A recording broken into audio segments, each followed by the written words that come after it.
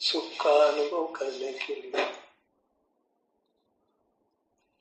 अपने नेत्रों को बंद कर लीजिए और अपने शरीर का एहसास कीजिए। इससे आपका शरीर स्वस्थ होगा और आप सुख का अनुभव करेंगे। आपके सुख की कामना की पूर्ति होगी। आप निर्विकल्प होंगे, निराकुल होंगे,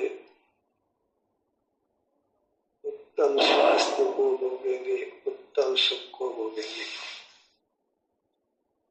इतना ही मोक्ष का मार्ग है। कुछ भी विकल्प नहीं करना है। पर के संबंध में तो नहीं करना है, अपने संबंध में भी कोई विकल्प नहीं करना है, क्योंकि हम विकल्प गम्य नहीं है, हम अनुभव गम्य है। बस अपना मुख अपनी ओर करते हैं, अपने विस्तार की ओर, हमें सुख का अनुभव होने लगता है। कितना संक्षिप्त सा मोक्ष मार्ग है। इसमें शब्द बाधक होते हैं, साधक नहीं होते हैं।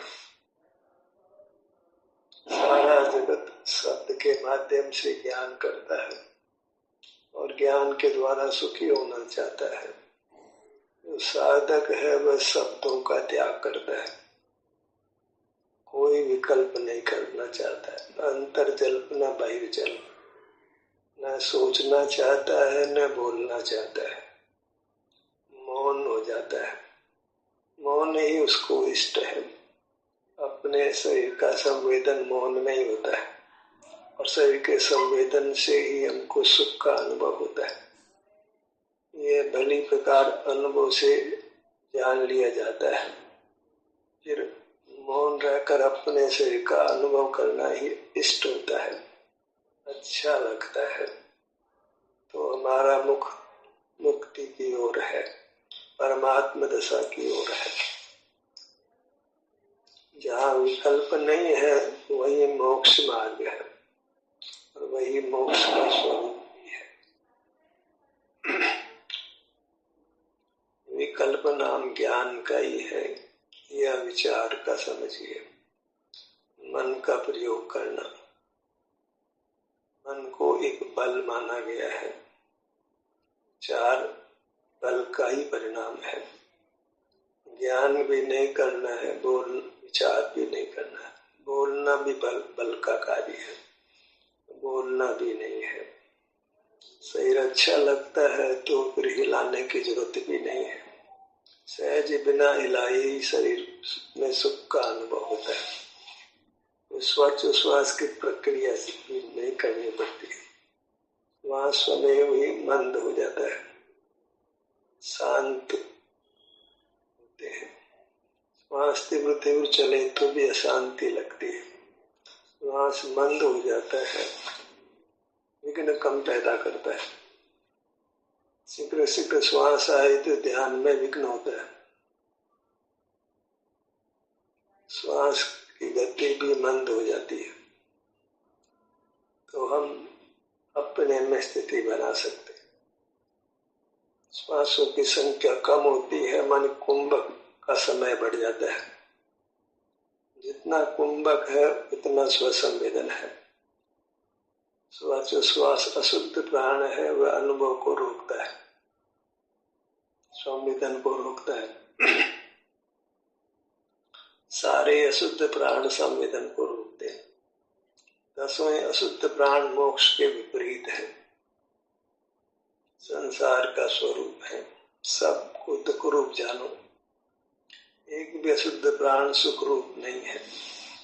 चाहे 5 प्रकार का इंद्रिय ज्ञान हो, मन चिन्ह बल का प्रयोग हो, कि श्वास हो, कि जन्म मरण हो, सभी दुख के ही भेद है, संसार दशा के ही भेद है। तो संसार दशा से कैसे पार हो, इन अशुद्ध प्राणों से कैसे राहत मिले, अपने शरीर का एहसास कीजिए। इतना सा करने योग्य कार्य है, इतना सा ही धर्म का स्वरूप है।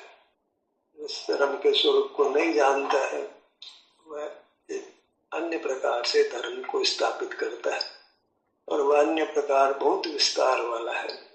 जितने मुंह उतनी बातें हैं,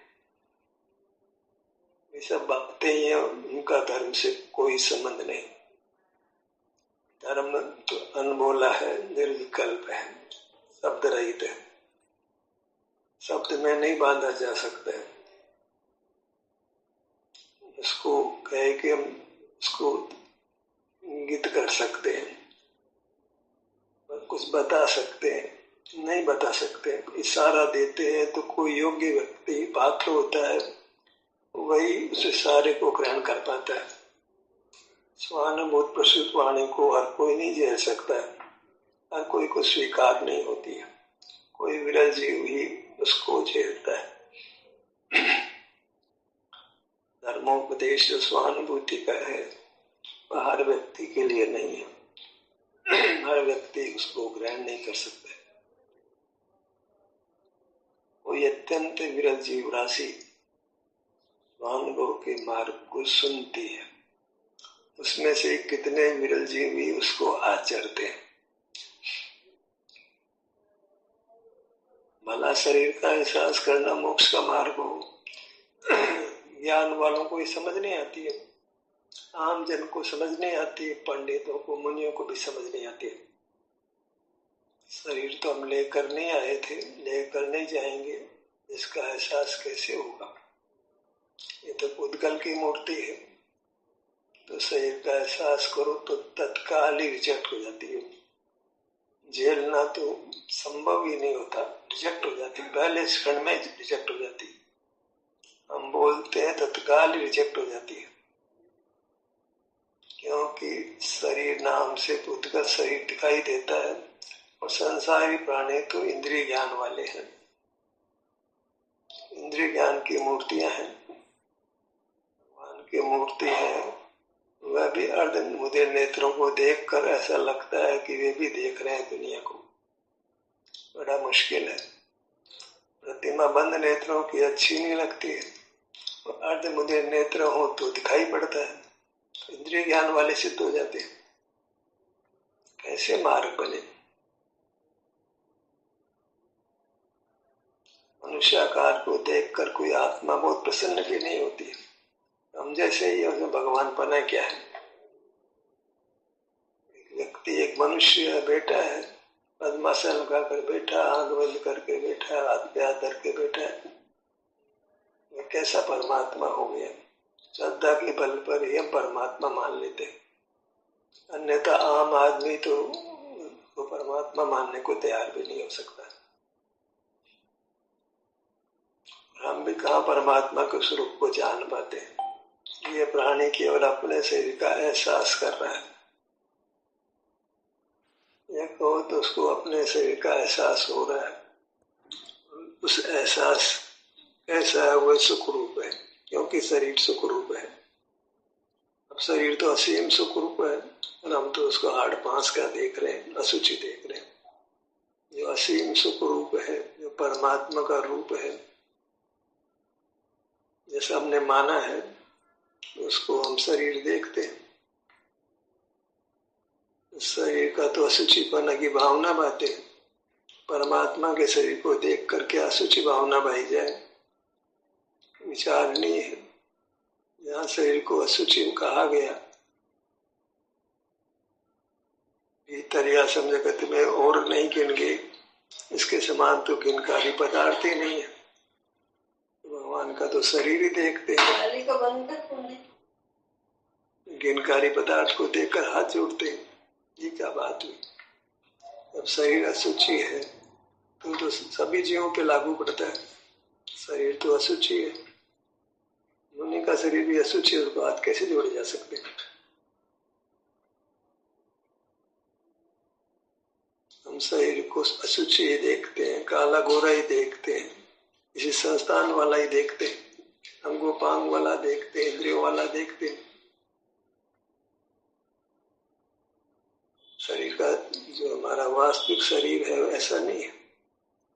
स्वाभाविक शरीर जो कर्म संबंध से हटकर होता है, वो अंगोपांग वाला नहीं है, मनुष्य नहीं है, वो कोई चार गति का जीव नहीं है, पंचम गति है। पंचम गति मनुष्याकार कैसे हो सकती है?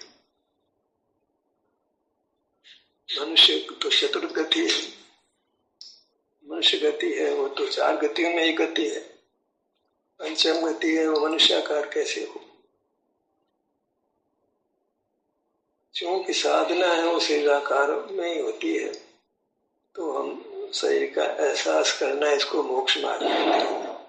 और मोक्ष में तो शरीर का नाम ही नहीं है, शरीराकार भी नहीं है, प्रयत्न भी नहीं है, वहाँ तो सहज सर्वानुभूति में आनंद का भोग होता है। इंद्रियों का चिन्ह भी नहीं है, आत्माओं का चिन्ह भी नहीं है, स्त्री पुरुष आदि का लिंग ग्रहण भी नहीं है। एक ऐसी अद्भुत दशा है, ऐसा हमारा स्वरूप है। अभी तो साधना के स्थल पर हम खड़े हैं, तो हमें अपने शरीर का एहसास करना है। बाद में तो शरीर संज्ञा सिद्ध अवस्था में नहीं है, हालांकि विशाल होने से काय संज्ञा है उसको, पर काया जैसी काया नहीं है, जो मूर्त काया जैसी काया नहीं है। हमारे को लागू पड़ता है काया यू काया, विमूर्त काया जैसी हमारी काया है, और सिद्ध भगवान तो कोई लागू नहीं पड़ता है। तो मोक्ष मार्ग में रहना है अभी, तो हमको जैसी काया मिली है ऐसा ही अपना आकार हमको अनुभव में आता है, उससे हमारा शरीर स्वस्थ होता है। ये अभिन्न साधन है शरीर को शरीर का एहसास करके ठीक करना। तो बात बात पे दवा लेते हैं, मालूम नहीं है, मार्ग की खबर नहीं। ये छोटी मोटी तकलीफ में काहे दवा खानी थी, काहे डॉक्टर के पास जाना था? या तो वो पीड़ा हो तो भी अपने शरीर का एहसास करके पीड़ा से मुक्त हो सकता है। तो शरीर को स्वस्थ तो रखना है, स्वस्थ शरीर में साधना बराबर होती है, अस्वस्थ शरीर में तो आर ध्यान होने की संभावना हो जाती है। कैसे शरीर को स्वस्थ रखा जाए, बाहर से के रखा जाए, बाहर उपाय नहीं है, पराधीन उपाय सच्चे उपाय नहीं होते। चाहे वो कैसी भी चिकित्सा क्यों न हो, सब पराधीन है, कम ज्यादा सब पराधीन है। कोई भले ही कहे कि हमारी प्राकृतिक शिक्षा पराधीन नहीं है, पूरी पराधीन है, मिट्टी पानी सब पर द्रव्य है। स्वाधीन चिकित्सा का अर्थ होता है बिना पर का आश्रय की चिकित्सा हो, अपने आश्रय से। अभिन्न साधन अभेद साधन हो, तो क्या साधन है स्वस्थ रहने का, सुखी रहने का? विश्वास नहीं आता है तो काम भी नहीं होता है। शरीर का एहसास करने से शरीर स्वस्थ होता है और बहुत शीघ्र होता है, और बिल्कुल कोई जोखिम नहीं। होम्योपैथी में जोखिम हो सकती है, आयुर्वेदिक में जोखिम हो सकती है, एलोपैथी में जोखिम हो सकती है, प्राकृतिक चिकित्सा में जोखिम हो सकती है। शरीर का एहसास करने में कोई जोखिम नहीं, एकदम निरापद होता है। आप शरीर का एहसास करके विश्वास के साथ में सब चिकित्साओं से शीघ्र आपको आराम मिले। एक सर्जरी का केस छोड़ दीजिए, शरीर में कोई वेदना हो तो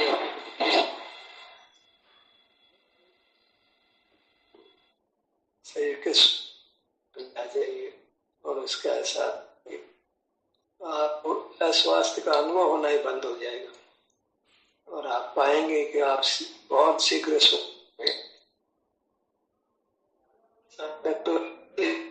वो कौन पदार्थों का आश्रय करते, इन्होंने अपरिक्रम आवृत लिया है, वे कैसे साधनों को से आपको स्वस्थ करें।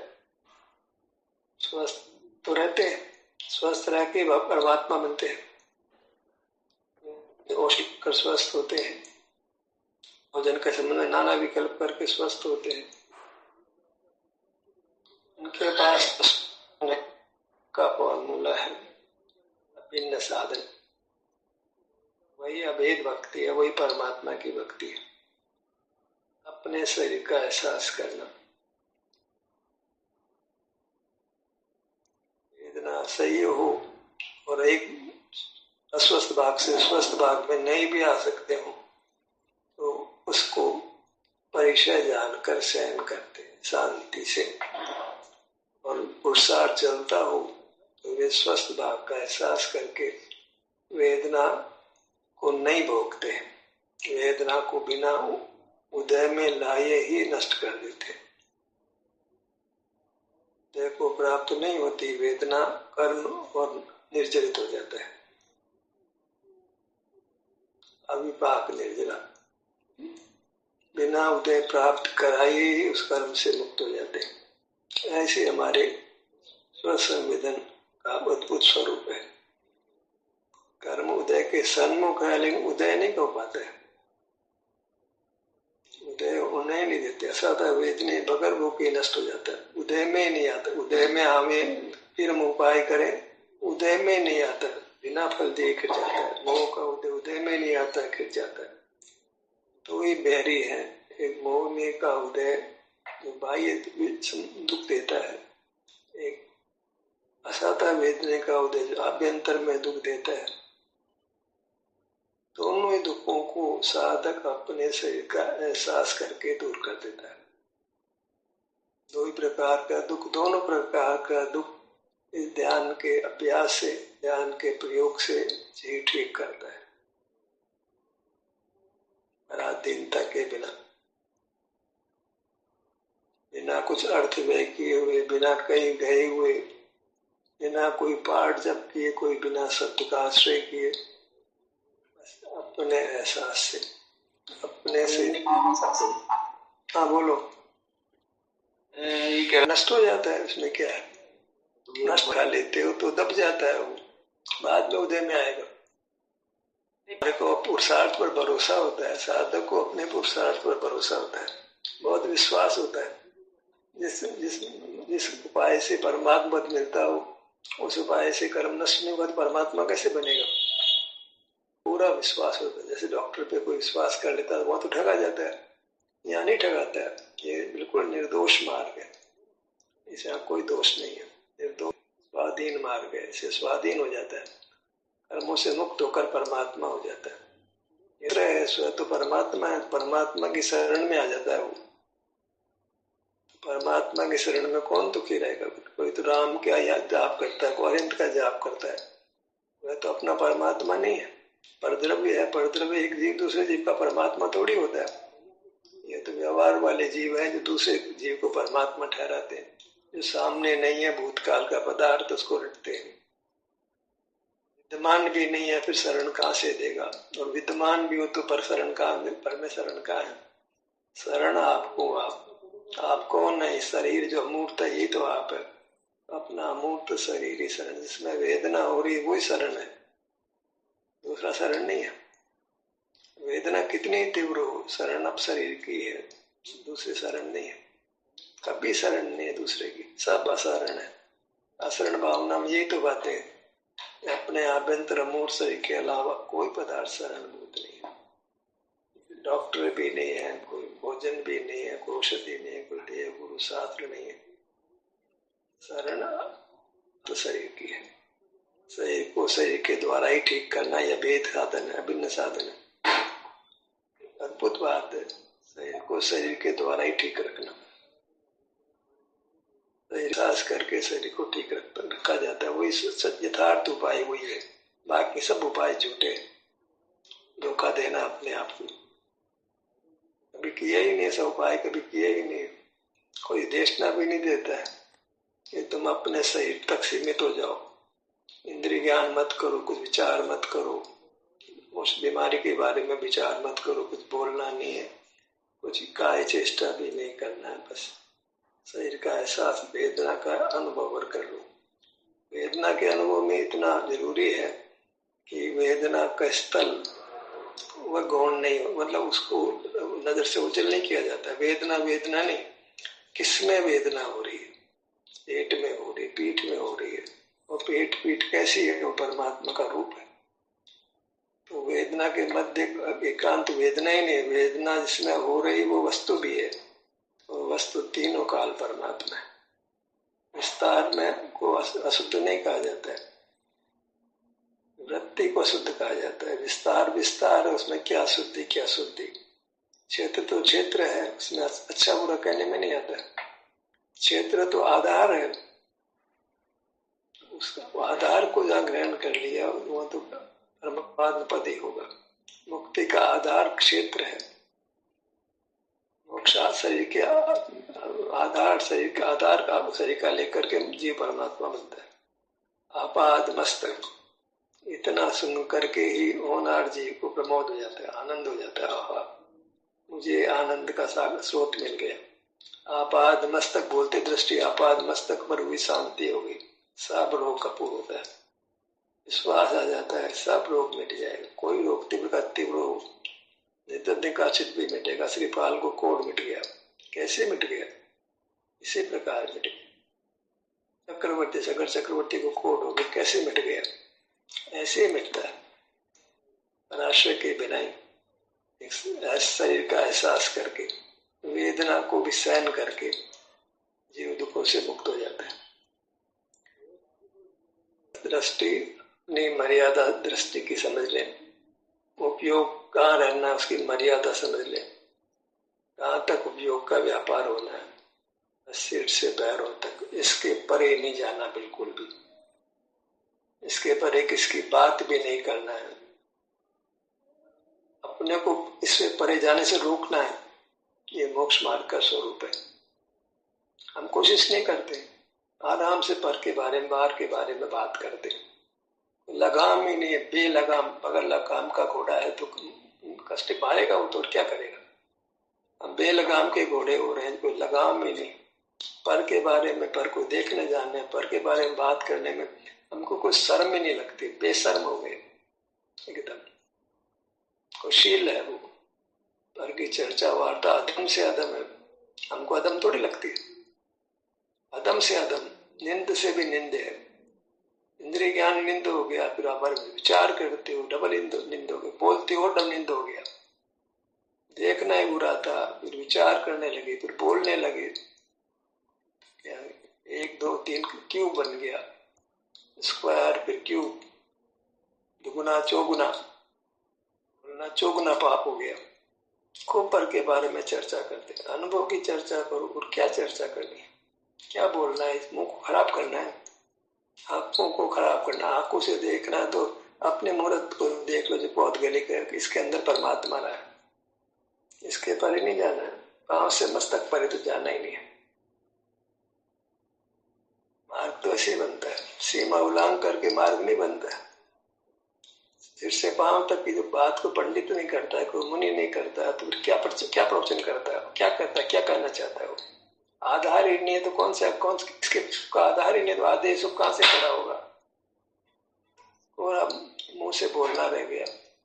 कोई धर्म का मार्ग नहीं, कोई मोक्ष का मार्ग नहीं। मौन रहना सिखाना था। पंडित तो खुद बोलता है, बोलना सिखाता है, तो प्रवचन करना ही सिखाया जाता है। ये तो कोई मार्ग नहीं है। मौन रहना सिखाना चाहिए। हर धर्म का विद्यालय है, वो क्या करे? मौन रहना सिखाए। तुमको नहीं बोलना है, अपने में लीन रहना, तो वो धार्मिक विद्यालय है। यहाँ तो बोलने में वो होशियार बनाते हैं, बोलने में माहिर कर देते हैं, वाचाल करते हैं, खुद भी वाचाल, श्रोता भी वाचाल। ऐसे एक विद्यालय नहीं है। सा विद्या या भी मुक्त है, विद्या में जो मुक्त करती है, मुक्ति हो मिलती है जब वचन मुक्ति होती है। अंतर जल भी नहीं, बहिर जल भी नहीं, तब मुक्ति होती है। या तो अंतर में विचार करता तब तो बोलता है वो अनुभव के बारे में नहीं बोलता, और दुनियादारी की बातें बोलता है। वो प्रवचन नहीं है। प्रवचन तो पैमाने उत्कृष्ट होता है, उत्कृष्ट वचन। स्वानुभूति से प्रसूत वाणी स्वानुभव की चर्चा करती है, राम श्याम की चर्चा नहीं करती। कैसा स्वद्रव्य, कैसा उसका अनुभव, इसके अलावा बोलने का धर्म नहीं पंडित के लिए, मुनि के लिए, वचनकार के लिए। स्वानुभूत प्रसूत वाणी तो स्व के स्वरूप को बताती है, अनुभव के स्वरूप को बताती है, और क्या बताएगी वो?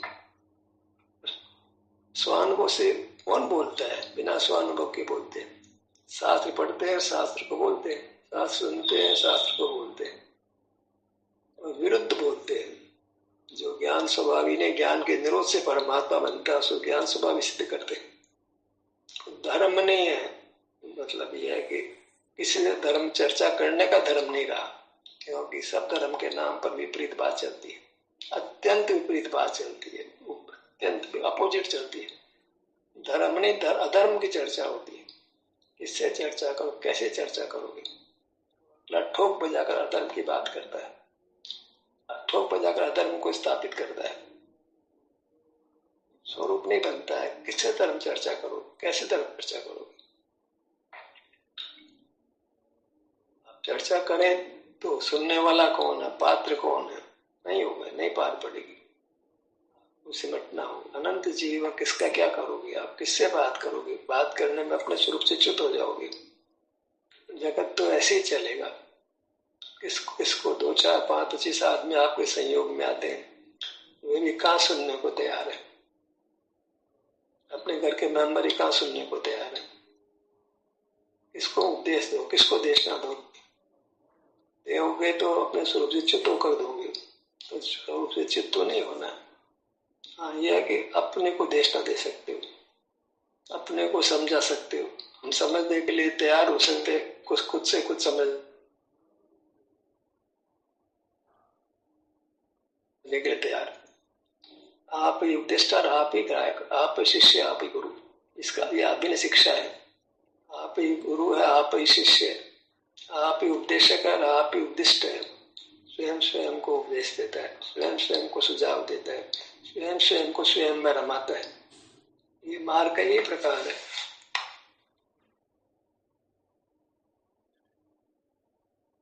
ध्यान कैसे तो यही समाप्त होता है। आपकी सहभागिता के लिए धन्यवाद।